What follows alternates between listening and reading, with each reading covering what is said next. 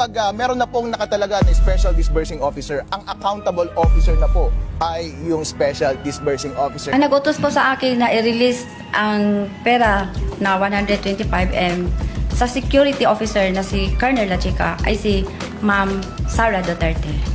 O DDS, klaro ba yun? Or in-skip nyo na naman?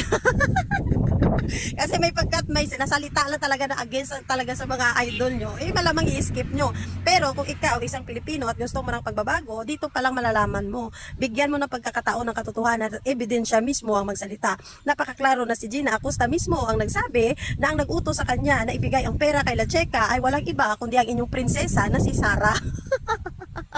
So ibig sabihin parang lumalabas dito na ang bagman ni Sara ay si Lacheca. Ayun, di fota. So, diba, napakaklaro na ang nag-utos talaga, walang iba kundi si Sara.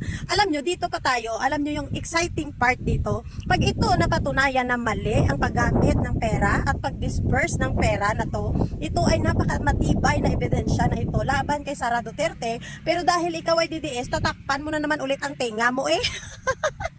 Mga animal talaga ito. Pag nandyan na yung nandyan na yung katotohanan, ayaw nila tanggapin. Gusto nila ng pagbabago, sumisigaw sila ng pagbabago, gusto namin ng pagbabago sa bansa, pero yung mindset nila hindi nila binabago.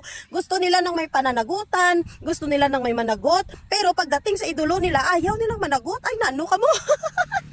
Kung gusto nyong managot, lahat dapat ng politiko.